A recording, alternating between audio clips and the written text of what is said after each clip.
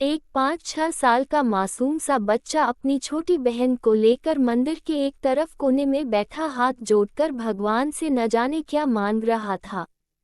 कपड़े में मैल लगा हुआ था मगर निहायत साफ, उसके नन्हे नन्हे से गाल आंसुओं से भीग चुके थे। बहुत लोग उसकी तरफ आकर्षित थे और वह बिल्कुल अनजान अपने भगवान से बातों में लगा हुआ था। जैसे ही वह उठा, एक अजनबी ने उसका नन्हा सा हाथ पकड़ा और पूछा, क्या मांगा भगवान से? उसने कहा, मेरे पापा मर गए हैं, उनके लिए स्वर्ग। मेरी माँ रोती रहती है, उनके लिए सब्र। मेरी बहन माँ से कपड़े सामान मांगती है, उसके लिए पैसे।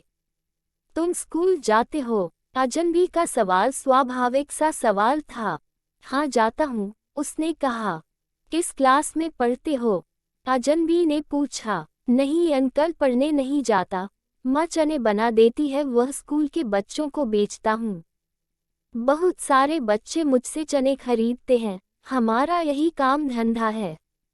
बच्चे का एक एक शब्द मेरी रूह में उतर रहा था। तुम्हारा कोई रिश्तेदार? न चाहते हुए भी अजनबी बच्चे से पूछ बैठा। पता नहीं, माँ कहती है गरीब का कोई रिश्तेदार नहीं होता।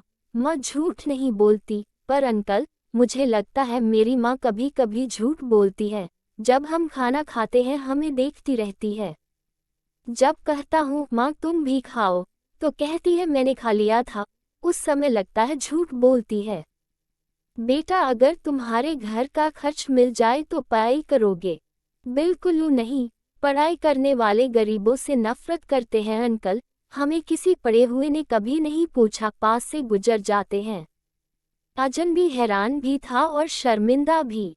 फिर उसने कहा, हर दिन इस मंदिर में आता हूँ, कभी किसी ने नहीं पूछा। यहाँ सब आने वाले मेरे पिताजी को जानते थे, मगर हमें कोई नहीं जानता। बच्चा जोर जोर से रोने लगा। अंकल, जब बाप मर जाता है तो सब अजनबी क्यों हो जाते हैं? मेरे पास इसका कोई जवाब नहीं था। ऐसे कितने मासूम होंगे जो हसरतों से घायल हैं। बस एक कोशिश कीजिए और अपने आसपास ऐसे ज़रूरतमंद यतीमों, बेसहाराओं को ढूंढिए और उनकी मदद कीजिए।